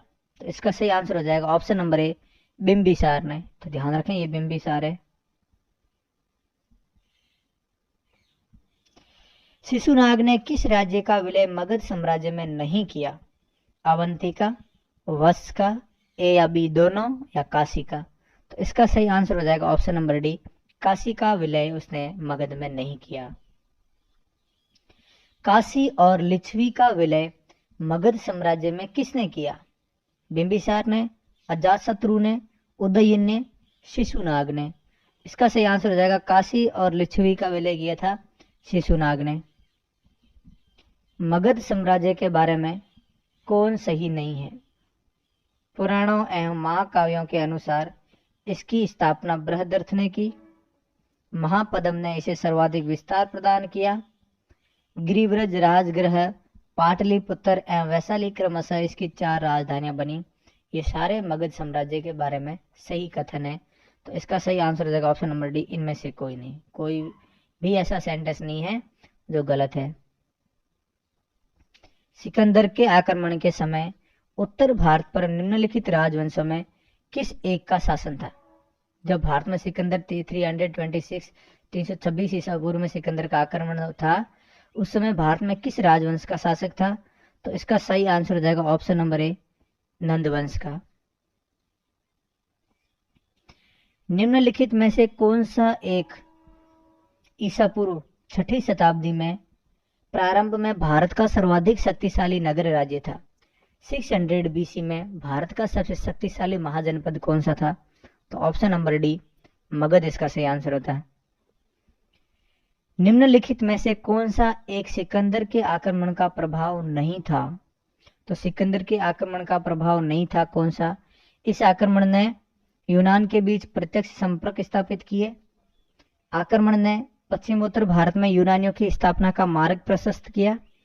सिकंदर ने अनेक औपनिवेशिक उपनिवेशों की स्थापना के लिए उत्तरदायी था और उसने भारत को यूनान की रियासत बनाया। कौन सा कथन सत्य नहीं है? तो इसका सही आंसर हो जाएगा ऑप्शन नंबर डी, सिकंदर ने भारत को कभी भी यूनान का रियासत नहीं बनाई। निम्नलिखित में से किस राज्य में गणतंत्रात्मक शासन व्यवस्था नहीं थी? कपिलवस्तु के शाक्य, कुशीनगर के मल और वैशाली के लिच्छवी या मगध? कहां पर गणतंत्रात्मक व्यवस्था नहीं थी? तो ऑप्शन नंबर हो जाएगा डी, मगध में। निम्नलिखित में से किसे सैन्य अर्थात नियमित और स्थायी सेना रखने वाला कहा जाता है? तो इसका सही आंसर हो जाएगा ऑप्शन नंबर ए, बिंबिसार को। निम्नलिखित में से किसे उग्रसेन अर्थात भयानक सेना का स्वामी कहा जाता है? तो भयानक सेना का स्वामी किसको कहा जाता है? ऑप्शन नंबर ए, महापद्म नंद को। डेरियस अर्थात दरियाबाहु प्रथम ने 516 बीसी में सिंधु के तटवर्ती भूभाग को जीतकर उसे ईरान का 20वां प्रांत बनाया। उसके कितना राजस्व प्राप्त होता था? ये आप थोड़ी सी बात ध्यान रखें कि जो डेरियस प्रथम ने जो भारत को पहली बार जीत कर अपने ईरान का प्रांत बनाया था, उसको कितना राजस्व प्राप्त होता था? तो 360 टैलेंट का। निम्नलिखित में से कौन सिकंदर के साथ भारत आने वाला इतिहासकार नहीं था? नियाकर्स, एरिस्टोबुलस, एनासिक्रिटस और हीरोडोटस? तो इसका सही आंसर होगा हीरोडोटस। महाजनपद काल में श्रेणियों के संचालक को कहा जाता था। महाजनपद काल में जो श्रेणियों के संचालक होते थे उनको श्रेष्ठीन कहा जाता था। गृहपति का अर्थ क्या है? धनी किसान, धनी व्यक्ति, धनी व्यापारी? तो इसका सही आंसर हो जाएगा ऑप्शन नंबर ए, धनी किसान। मगध के किस प्रारंभिक शासक ने राज्यारोहण के लिए अपने पिता की हत्या की और इसी कारणवश वो अपने ही पुत्र से मारा गया? वो कौन था? तो इसका सही आंसर हो जाएगा ऑप्शन नंबर बी, अजातशत्रु। विश्व का पहला गणतंत्र वैशाली में किसके द्वारा स्थापित किया गया? तो पहला गणतंत्र वैशाली में लिच्छवी के द्वारा स्थापित किया गया। निम्नलिखित में से कौन एक मगध साम्राज्य की राजधानी नहीं रहा है? गिरिवर्ज, राजगृह, पाटलिपुत्र या कौशाम्बी? तो कौशाम्बी कभी भी मगध साम्राज्य की राजधानी नहीं रहा है। अब इन सूची को सुमेलित करना है। महाजनपद और राजधानी दे रखी है। कुरु, कुरु की राजधानी हमें पता है इंद्रप्रस्थ है। पांचाल की राजधानी, पांचाल की राजधानी है अहिछत्र। कौशल की राजधानी, कौशल की राजधानी है साकेत नंबर 1। और वश की राजधानी हो जाएगी ऑप्शन नंबर 2 कौशाम्बी। तो ये आप मिलान कर लें। अगला क्वेश्चन है, सूची 1 और 2 को सम्मिलित करना है। शासक और वंश दे रखे हैं। बिंबिसार जो हर्यक वंश का था, कालाशोक जो शिशुनाग वंश का था, महापद्मनंद जो नंद वंश का था, और बिंदुसार जो मौर्य वंश का राजा था। यहाँ पे अपना वीडियो हो गया कंप्लीट। सारे महाजनपदों से संबंधित हमने प्रश्नोत्तर पढ़ लिए हैं। आई होप कि आपको ये वीडियो अच्छा लगा होगा। अगर आपने चैनल को सब्सक्राइब नहीं किया है तो आपसे ये निवेदन है कि चैनल को ज़रूर सब्सक्राइब करें, ताकि हम ऐसे ही वीडियो टाइमली कंटिन्यू बनाते रहें। Thank you. जय हिंद, जय भारत। समय समय पर मिलते रहें। बिना देरी के शुरुआत करते हैं हमारे वीडियो की। तो हमारा पहला प्रश्न है, जैन परंपरा के अनुसार जैन धर्म में कुल कितने तीर्थंकर हुए हैं? तो जैन धर्म की परंपरा के अनुसार जैन धर्म में कितने तीर्थंकर हुए हैं? तो 24 तीर्थंकर हुए हैं। पहले का 23वें के और 24वें के नाम हम लोग ध्यान रखें। तो सबसे पहले तीर्थंकर कौन हुए हैं? ऋषभ देव हुए हैं। जैन धर्म के 23वें तीर्थंकर हुए हैं पार्श्वनाथ। और जैन धर्म के 24वें तीर्थंकर कौन हुए हैं? महावीर स्वामी। अगला क्वेश्चन हम लोग देखेंगे, बुद्ध ने निम्नलिखित में से किस स्थान पर महापरिनिर्वाण का प्राप्त किया? यानी कि बुद्ध की मृत्यु कहाँ हुई? तो भगवान बुद्ध के जन्म और मृत्यु के बारे में हम लोग दोनों ध्यान रखेंगे। इनका जन्म हुआ था लुम्बिनी नेपाल में, और इनकी मृत्यु हुई थी कुशीनरा में। तो इसका ऑप्शन नंबर हो जाएगा ऑप्शन नंबर ए सही, कुशीनरा या कुशीनगर। त्रिपिटक धर्म ग्रंथ है किस धर्म का? तो त्रिपिटक जो है वो बौद्ध धर्म का सबसे पवित्र धर्म ग्रंथ है। किस शासक ने बौद्धों के लिए विख्यात विक्रमशिला महाविद्यालय की स्थापना की थी? तो विक्रमशिला महाविद्यालय की स्थापना की थी धर्मपाल ने। किसके द्वारा तृतीय बौद्ध संहिता को संरक्षण प्रदान किया गया? गौतम बुद्ध की मृत्यु के बाद 4 बौद्ध संहिताएं हुई। और 4 बौद्ध संहिताएं कौन कौन सी हुई थी? पहली हुई थी अजातशत्रु के समय, दूसरी हुई थी कालाशोक के समय, तीसरी हुई थी अशोक के समय, और चौथी हुई थी कश्मीर में कनिष्क के समय। तीसरी बौद्ध संहिता को जो है संरक्षण किसने दिया था? अशोक ने दिया था। बौद्ध ग्रंथ पिटकों की रचना निम्नलिखित में से किस भाषा में की गई? तो बौद्ध धर्म के ग्रंथ और उनकी रचना जो है किस भाषा में की गई है? तो बौद्ध धर्म के लिए हमेशा याद रखेंगे पाली भाषा। किस शासक ने शासन काल में नेपाल में बौद्ध धर्म का गमन हुआ? तो नेपाल में बौद्ध धर्म का गमन किस शासनकाल के, किसके शासनकाल के समय हुआ था? तो इसका हम लोग याद रखेंगे अशोक के समय। सांची क्यों विख्यात है? तो सांची जो है वो बौद्ध स्तूपों के लिए विख्यात है। इसका सही आंसर हो जाएगा क्योंकि सांची में जो है विश्व का सबसे बड़ा बौद्ध स्तूप है। महावीर का जन्म किस क्षत्रिय कुल में हुआ या किस क्षत्रिय गोत्र में हुआ महावीर स्वामी का जन्म? तो इसका सही आंसर होगा ऑप्शन नंबर ए शाक्य। महावीर की माता कौन थी? तो महावीर की माता कौन थी? तो महावीर के बारे में हम लोग सारी डिटेल पढ़ चुके हैं, लेकिन फिर भी देखें। महावीर के पिता का नाम शुद्धोधन था और इनकी माता का नाम त्रिशला था।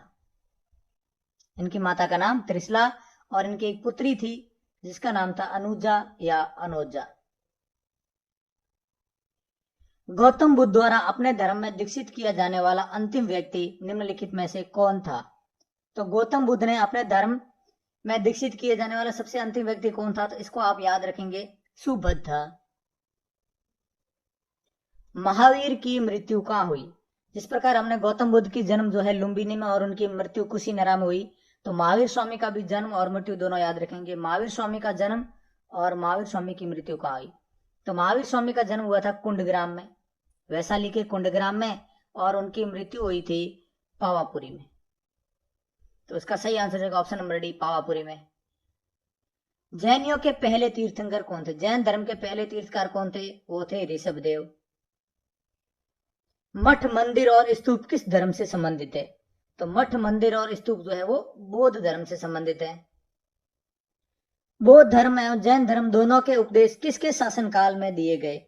दोनों धर्मों का सर्वाधिक प्रचार प्रसार किसके समय हुआ? ये क्वेश्चन का मतलब है, तो इसको हम लोग याद रखेंगे ऑप्शन नंबर ए, बिंबिसार के समय। गौतम बुद्ध ने अपना प्रथम उपदेश कहाँ दिया? तो ये हम लोग सभी को याद रहता है कि गौतम बुद्ध ने अपना पहला उपदेश सारनाथ में दिया था। बौद्ध धर्म ग्रहण करने वाली पहली महिला कौन थी? तो बौद्ध धर्म ग्रहण करने वाली पहली महिला थी गौतम बुद्ध की सौतेली माता। कौन थी? महाप्रजापति गौतमी। बोध गया किस राज्य में स्थित है? तो हमने पढ़ा है बिहार में। जातक किसका ग्रंथ है? जातक किस ग्रंथ से संबंधित है या किस धर्म से संबंधित है? तो बौद्ध धर्म से संबंधित है। सिद्धार्थ यानी बुद्ध को ज्ञान की प्राप्ति कहाँ हुई? तो ज्ञान की प्राप्ति इनको हुई थी बोध गया में। तो इसका सही आंसर होगा ऑप्शन नंबर डी, गया में। सारनाथ में बुद्ध ने अपना प्रथम प्रवचन दिया, उसको क्या कहा जाता है? तो बुद्ध धर्म में गौतम बुद्ध के प्रथम प्रवचन को धर्म चक्र परिवर्तन कहा जाता है। यह गृह त्याग की घटना को महाभिनिष्क्रमण कहा जाता है। उनकी मृत्यु को महापरिनिर्वाण कहा जाता है। बौद्ध धर्म ने समाज में निम्न वर्गों पर महत्वपूर्ण प्रभाव डाला। बौद्ध धर्म ने किस समाज के किस वर्गों पर सर्वाधिक प्रभाव डाला? व्यापारियों, पुजारियों पे, साहूकार और गुलामों पे, योद्धा या व्यवसायियों पे, महिलाओं और शूद्रों पे। तो इसका हम लोग याद रखेंगे ऑप्शन नंबर डी, महिलाओं और शूद्रों पे। बुद्ध के गृह त्याग का प्रतीक क्या है? तो बुद्ध के गृह त्याग का प्रतीक क्या है? घोड़ा। ये हम लोग याद रखेंगे। गौतम बुद्ध द्वारा भिक्षुणी संघ की स्थापना कहाँ की गई? गौतम बुद्ध ने भिक्षुणी संघ की स्थापना कहाँ की? तो इसका सही आंसर होगा ऑप्शन नंबर सी, वैशाली में। सर्वप्रथम शून्यता का सिद्धांत का प्रतिपादन करने वाले बौद्ध दार्शनिक कौन थे? तो शून्यवाद का सिद्धांत का प्रतिपादन करने वाले पहले बौद्ध दार्शनिक थे जिनका नाम था नागार्जुन। महावीर स्वामी का मूल नाम क्या था?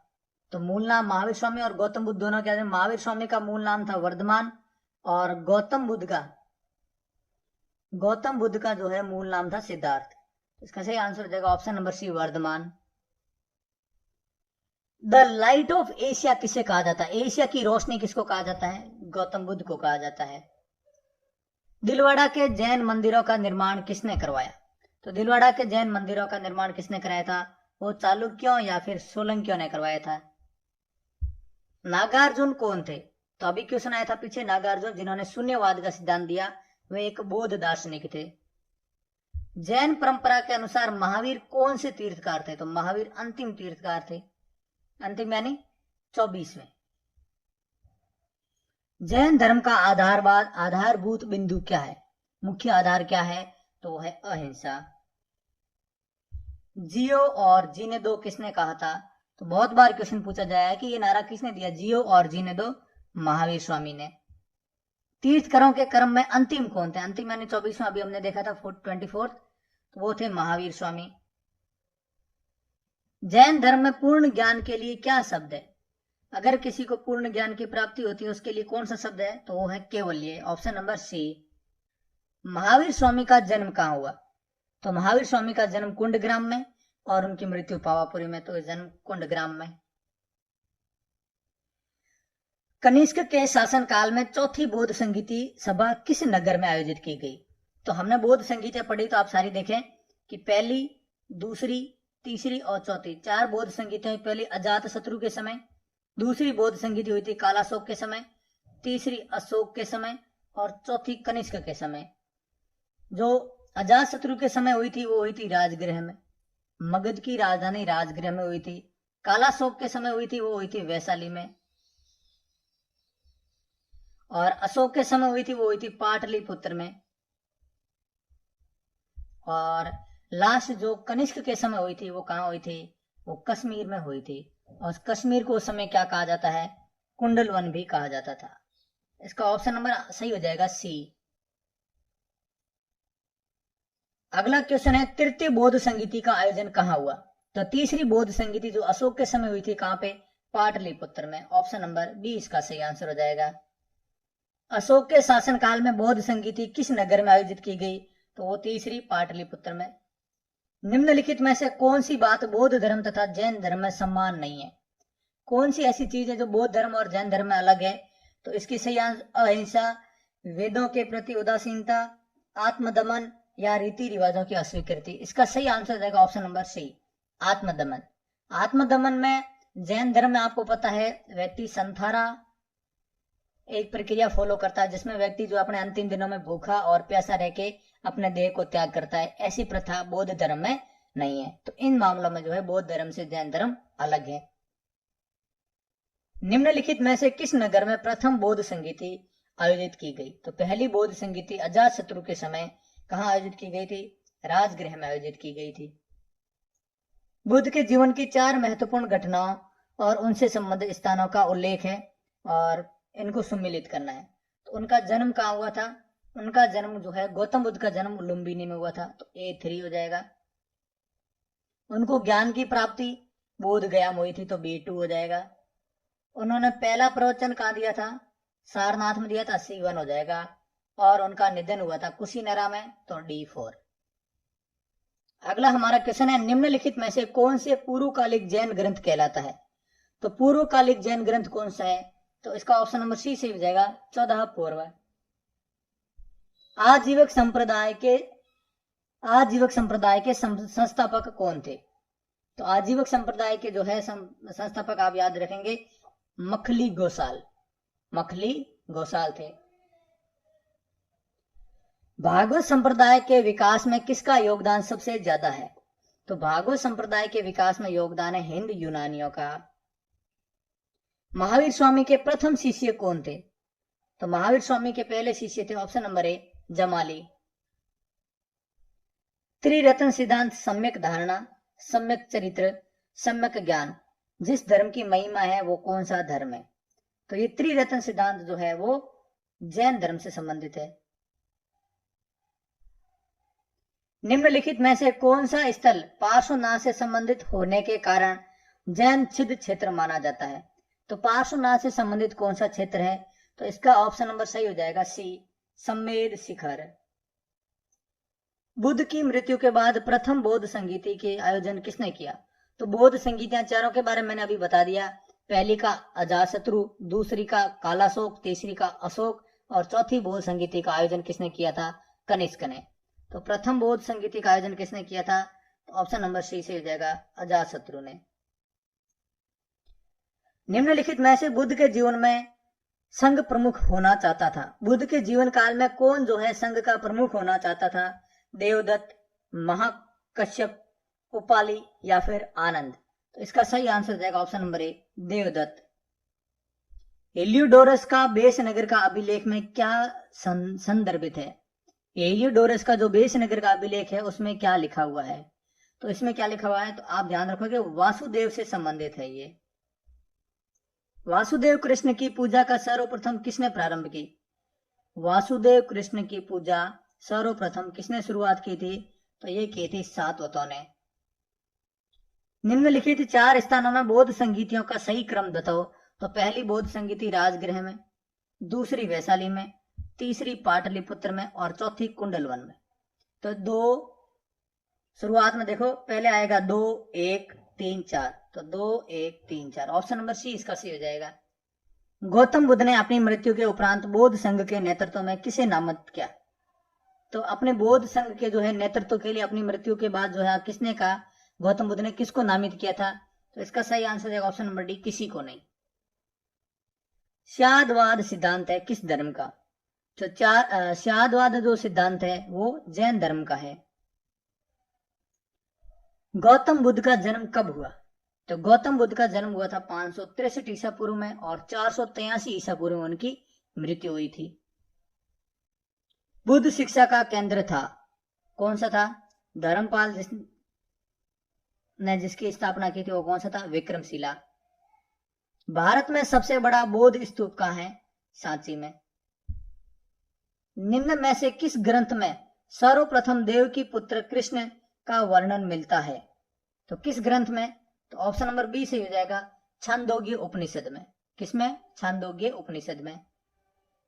जैन समुदाय में प्रथम विभाजन में श्वेतांबर के संप्रदाय के संस्थापक कौन थे?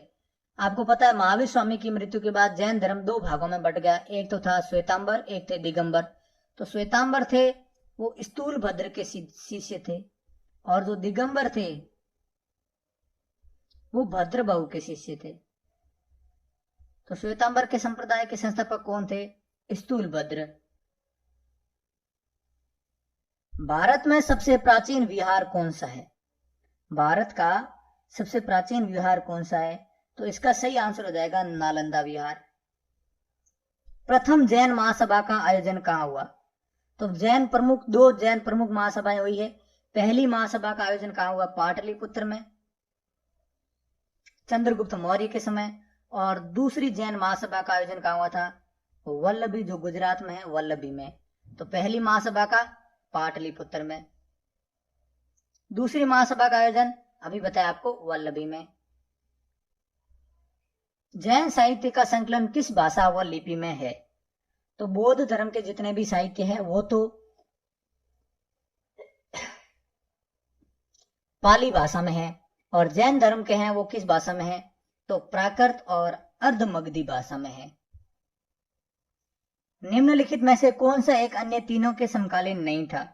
बिंबिसार, गौतम बुद्ध, मिलिट और प्रसेनजित। तो इसका सही आंसर आप याद रखोगे, मिलिट इन तीनों के समकालीन नहीं था। कश्मीर में कनिष्क के शासनकाल में जो बौद्ध संगीति आयोजन हुई उसकी अध्यक्षता किसने की? तो कश्मीर में बौद्ध संगीति का आयोजन हुआ था, उसकी अध्यक्षता किसने की थी? तो इसका सही आंसर हो जाएगा ऑप्शन नंबर डी, वसुमित्र ने। अष्टांगिक मार्ग की संकल्पना अंग है। अष्टांगिक मार्ग जो है वो किस धर्म से संबंधित है, या फिर किसके लिए जो है प्रमुख संकल्पना दी गई है? तो इसका सही आंसर क्या हो जाएगा? धर्म चक्र परिवर्तन सूत्र के विषय वस्तु का। या आप ध्यान रखेंगे, धर्म चक्र परिवर्तन सूत्र के विषय वस्तु का। मिलिंद पन्हो, राजा मिलिंद और पन्हो है, मिलिंद पन्हो, राजा मिलिंद और किस बौद्ध भिक्षु के मध्य संवाद है? तो बौद्ध नागसेन और राजा मिलिंद के बीच में जो संवाद है सुंदर, वो किस पुस्तक में लिखा हुआ है? मिलिंद पन्हो में। तो वो कौन सा बौद्ध भिक्षु था? नागसेन। महायान बौद्ध धर्म में बोधिसत्व अवलोकितेश्वर को किस अन्य नाम से जानते हैं? तो अवलोकितेश्वर को और किस नाम से जाना जाता है? तो इसका सही आंसर हो जाएगा ऑप्शन नंबर सी, पद्मपाणि के रूप में। बौद्ध धर्म तथा जैन धर्म दोनों ही विश्वास करते हैं किसमें? कर्म तथा पुनर्जन्म, मृत्यु के पश्चात मोक्ष, स्त्री तथा पुरुष दोनों ही मोक्ष प्राप्त कर सकते हैं, या जीवन में मध्यम मार्ग सर्वश्रेष्ठ है? तो इसका सही आंसर हो जाएगा ऑप्शन नंबर सी, स्त्री तथा पुरुष दोनों ही मोक्ष प्राप्त कर सकते हैं। बौद्ध धर्म के महायान और हीनयान, जिस प्रकार जैन धर्म के दो भाग हो गए थे या दो अलग अलग संप्रदायों में बट गया था, श्वेतांबर और दिगंबर, उसी प्रकार बौद्ध धर्म भी दो भागों में बट गया था, महायान और हीनयान। संप्रदायों में सर्वाधिक अंतर क्या है? महायान और हीनयान में सर्वाधिक अंतर क्या है? तो देवी देवताओं की पूजा। इसका सही आंसर हो जाएगा देवी देवताओं की पूजा। जैन धर्म श्वेतांबर और दिगंबर संप्रदायों में कब विभाजित हुआ? किसके समय?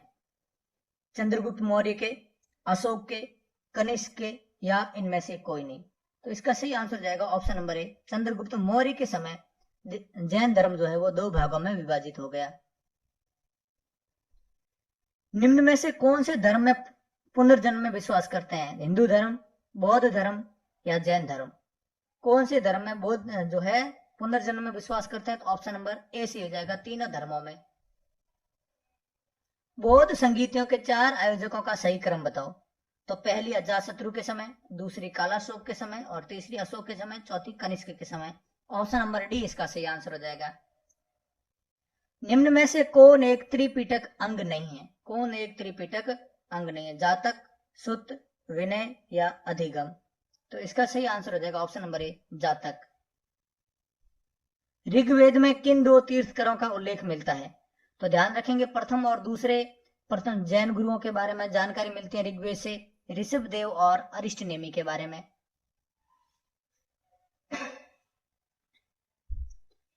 महावीर ने जैन संघ की स्थापना कहाँ की? महावीर स्वामी ने जैन संघ की स्थापना कहाँ की? तो इसका सही आंसर हो जाएगा option number D, sorry option number B हो जाएगा इसका सही, पावापुरी में। महावीर की मृत्यु के बाद जैन संघ का अगला अध्यक्ष कौन बना? तो महावीर की मृत्यु के बाद जैन संघ का अगला अध्यक्ष बना था कौन? गोसाल, मलिनाथ, सुधर्मन या वज्र स्वामी? तो इसका सही आंसर हो जाएगा ऑप्शन नंबर सी, सुधर्मन। अणुव्रत शब्द किस धर्म से जुड़ा हुआ है? अणुव्रत, व्रत यानी उपवास यानी भूखा रहना, और भूखा रहने का जो है किससे संबंध है? जैन धर्म से। जैन धर्म का जो ग्रंथ है कल्पसूत्र, उसके रचयिता कौन है? तो उसके रचयिता है भद्रबाहु। परिशिष्ट पर्व के जो जैन धर्म का संबंधित रचना है उसके रचयिता कौन है? परिशिष्ट पर्व के रचयिता कौन है? तो आप इसका ध्यान रखेंगे ऑप्शन नंबर सी, हेमचंद्र। किस जैन रचना में 16 महाजनपदों का उल्लेख मिलता है? तो ऐसा कौन सा जैन ग्रंथ है उसमें 16 महाजनपदों का उल्लेख मिलता है? तो वो है भगवती सूत्र। जैन तीर्थंकर पार्श्वनाथ द्वारा प्रतिपादित 4 महाव्रतों में महावीर स्वामी ने 5वें महाव्रत के रूप में क्या जोड़ा? तो 4 महाव्रत किसने दिए थे? महावीर स्वामी 23वें धर्मगुरु पार्श्वनाथ ने, और उसके बाद में महावीर स्वामी ने 5वां जो महाव्रत है उसको जोड़ा था। तो पहले देखें 4 महाव्रत कौन कौन से थे।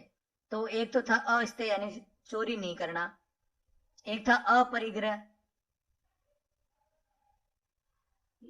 यानी धन का जो है संचय न करना, एक था अहिंसा और एक था सत्य। महावीर स्वामी ने जो 5वां जो 4 अणुव्रतों में 5वां जोड़ा था उसका नाम क्या था? ब्रह्मचर्य। तो ये आप ध्यान रखें, ऑप्शन नंबर डी इसका सही आंसर हो जाएगा। सूची 1 और सूची 1 को सम्मिलित करना है। सुद्धोधन कौन थे? महामाया, प्रजापति गौतमी और यशोधरा। सुद्धोधन बुद्ध के पिता थे, तो बुद्ध के पिता।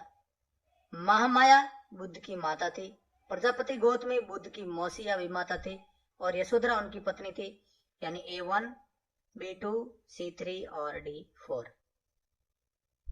महात्मा बुद्ध किस क्षत्रिय कुल के थे? तो ये आ गया शाक्य।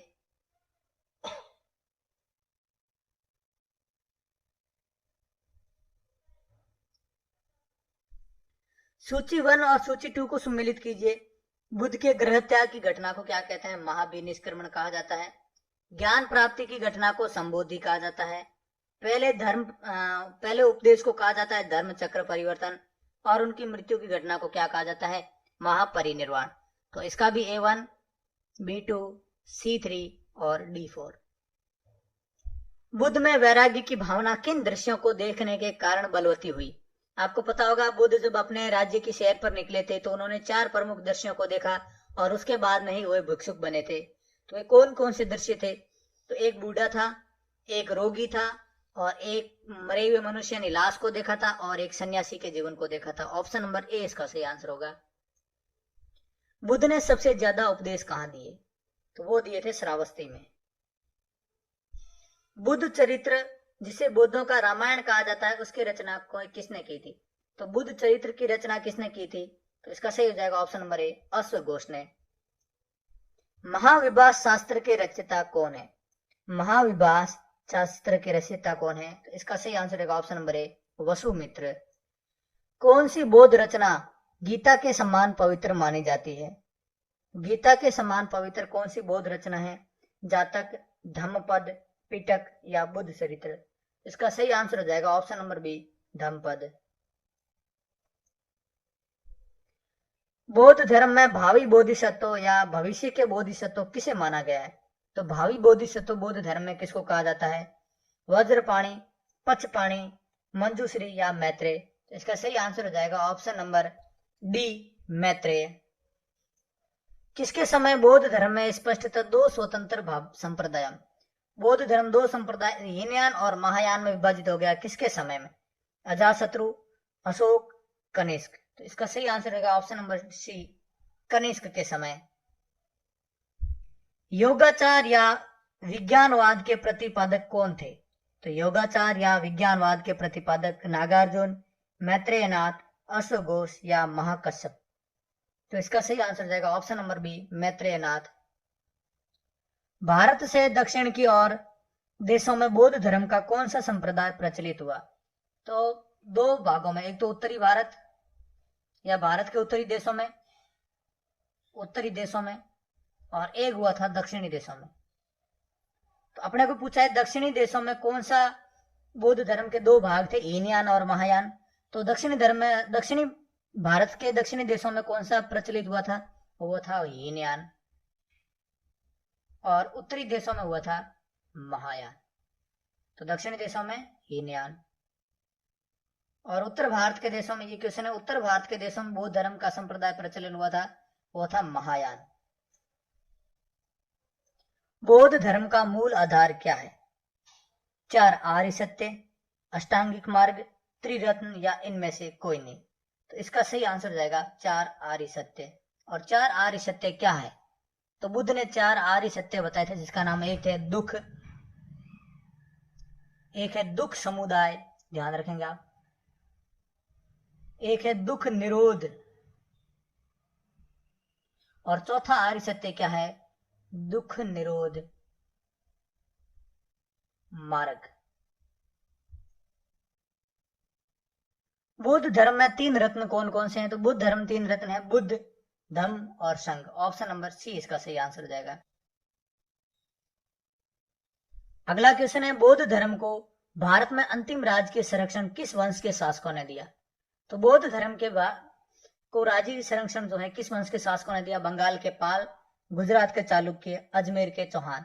तो इसका सही आंसर जाएगा बंगाल के पालों ने। अनेकांतवाद निम्नलिखित में से किसका केंद्रीय सिद्धांत एवं दर्शन है?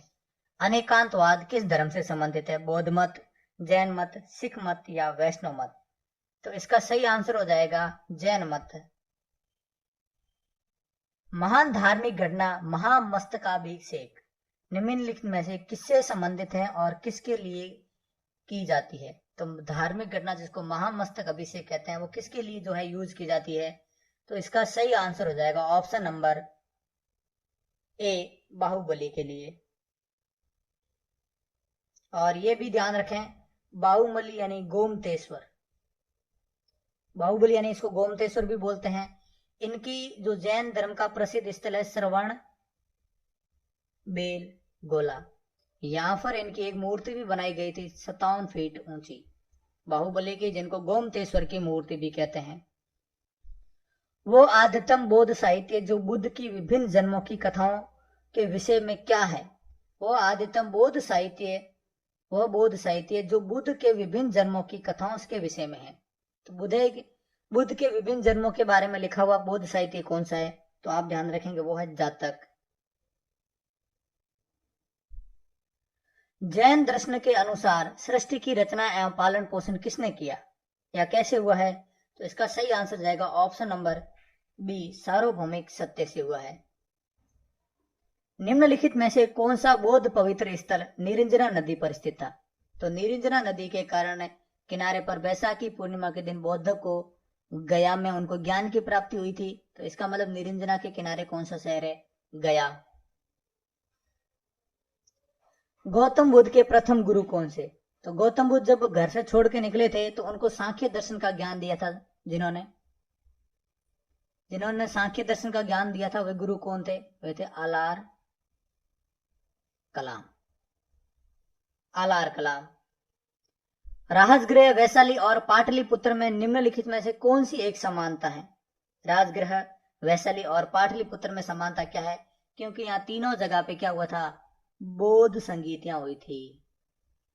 तीनों जगह पे बौद्ध संगीतियां हुई थी, चौथी हुई थी कश्मीर में।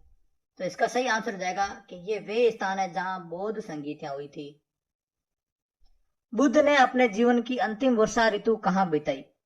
यानी कि बुद्ध की मृत्यु कहाँ हुई, अंतिम दिन उन्होंने जीवन के कहाँ बिताए? तो बुद्ध की मृत्यु आपको पता है कुशीनगर में हुई थी। तो इसका सही आंसर जाएगा कुशीनगर में। अशोकाराम विहार निम्नलिखित में से किस स्थान पर स्थित है? अशोकाराम विहार किस स्थान पर स्थित है? तो ध्यान रखेंगे पाटलिपुत्र में। महावीर स्वामी के भिक्षुणी संघ की प्रधान कौन थी? तो महावीर स्वामी का जो भिक्षुणी संघ था उसकी प्रधान थी चंदना। यहाँ पर दोस्तों हम अपनी क्लास को कंप्लीट करेंगे। मैं आशा करता हूँ कि आपको ये क्लास बहुत पसंद आई होगी। अगर आपको ये वीडियो पसंद आया तो वीडियो को लाइक करें और चैनल को सब्सक्राइब जरूर करें। Thank you. जय हिंद, जय भारत।